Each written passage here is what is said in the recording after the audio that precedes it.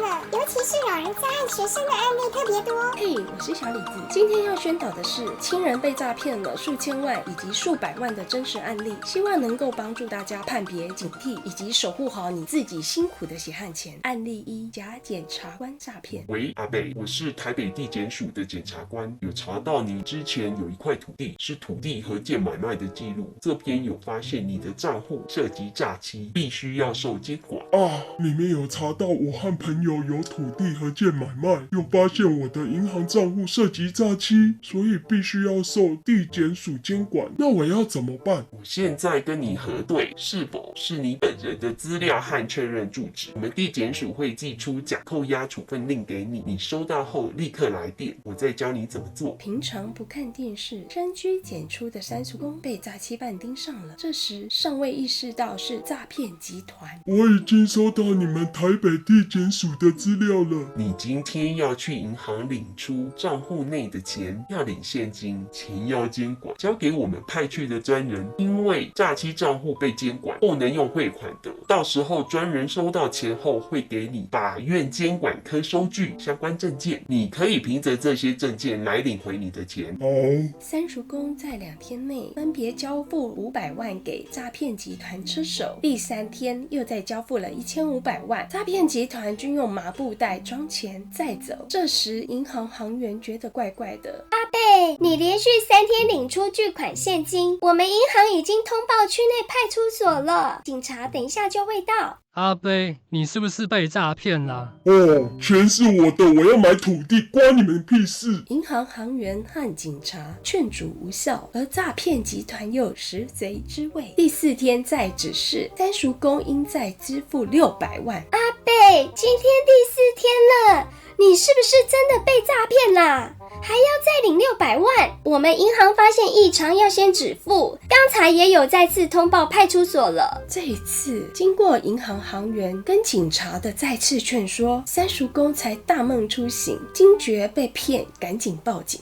我要来报案，我好难过，很自责。连续3天共交付2500万给假检察官，被骗去的钱只换为假扣押、处分令、法院监管科的收据，这几张假证件，我觉得很懊悔，等于被骗走了一栋豪宅。3个月后，诈骗集团成员2人落网。阿北，我们刑警大队经济组已逮捕诈骗集团身手2人。遗憾的是，你被骗的2500万款项全部无法追回。这3个月来，我们每天监听诈骗车手间的通联记录，并且在嫌犯身上起出10多张来路不明的证件，以及伪造书记官证件这些证物。无业的嫌犯呢，他有诈欺前科，他说是受人指使，4度担任车手，负责收款。我们已将他们依诈欺罪嫌送办。对了，赶快把坏人抓去关起来，免得别人再受害。案例2：信用卡被盗刷。姐，我信用卡被盗刷了。你怎么知道被盗刷？因为刷卡银行有发交易通知到我的手机。你最近有刷什么吗？我信用卡是绑定 Apple Pay， 最近有刷卡买游戏点数，但怎么可能在半夜又连刷了10笔？好，我教你怎么做。首先把信用卡拿出来，本人亲自打电话到信用卡背面的客服专线或服务电话，直接转接客服专员或挂失中心的专人接听。接通客服了，银行说要先核对是否为本人资料。接下来请银行查询被盗刷的地点、交易明细和金额。也有查到是半夜在国外刷卡的消费记录，但银行说叫我先留下联络电话，他们会再请专人拨空跟我联络处理。不行，你跟他说不要等专人联络，要现在立刻处理，请服务专员直接询问上级，授权主管处理也行，千万不能拖，不然你现在就要注销剪卡片哦。我们一定要立马得到最快速、最高效率的解决方案。有客服说他已请示主管，现在可以马上帮我处理。盗刷金额10笔，共3万元，我可以不用支付这些款项了。另外，你跟银行说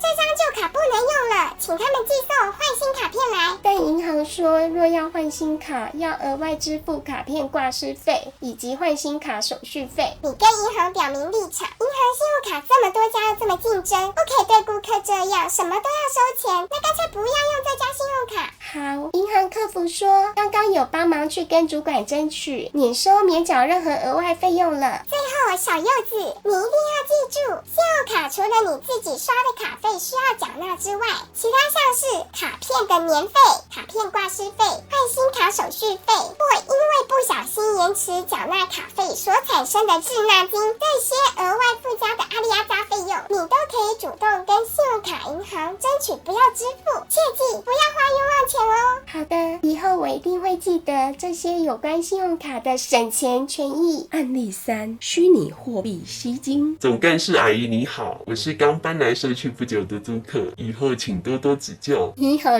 年轻人，未来大家都是好邻居，有什么问题都可以找我。阿姨你人真好，很热心。几个月后，租客年轻人跟社区的邻居都建立起不错的交情。在中秋晚会活动结束后，年轻人跟一群叔叔阿姨们发表演说。各位邻居叔叔阿姨们好，我想利用假日告知大家一个新科技，而且是稳赚不赔的虚拟货币投资商品。我们集团公司位于马来西亚，来台创立分公司，是专业而且独家研发 AI 机器人虚拟货币交易技术的公司。几天后呢，会来台举办正式的投资说明会，可以让投资人稳定获利，鼓励你们大家来投资。另外，我们公司也有成立考察团，可以带你们到马国参观。你们这些投资人也可以看到集团投资的，像是华丽的饭店、巨大的商城，都有挂我们集团招牌。因为我们是大公司，又有刊登超大型广告看板，还会请艺人来代言和表演。大家想实现财富自由，自己做老板，让自己生活过得更好，趁现在，趁年轻，你就要开始投资哦。好啊，我要投资250万，买8个单位。公司会跟您签订合约，我们一定会帮大家赚钱。2个月后，保证阿姨你未来每月可以领回4到5万，然后你只要拉一个下线人头，你就可以得到10%的佣金回馈哦。几个月后，年轻人跑掉了。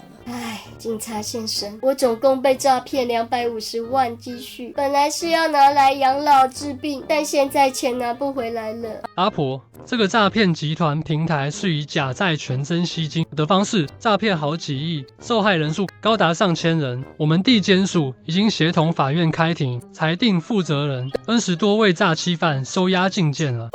大婶婆，你不要难过了，人有抓到，一定会被判刑抓去关的。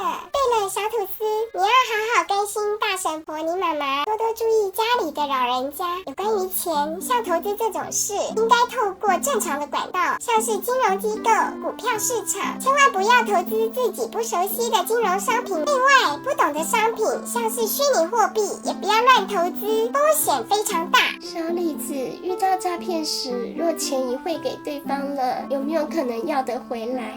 首先要在30分钟内打110报案，再拨打165反诈骗专线，可以立即启动暂时性的圈存止扣机制，避免款项被提领。最后在24小时内，你要到最近的派出所、警局完成报案，取得3联单，就能将对方的人头账户先冻结。警察机关也会继续追查这个账户是否有必要列为警示账户，而且他也会再通知收款的银行，但时间拖越久越不利，所以遇到诈骗一定要有警觉心，并立马启动防范机制哦。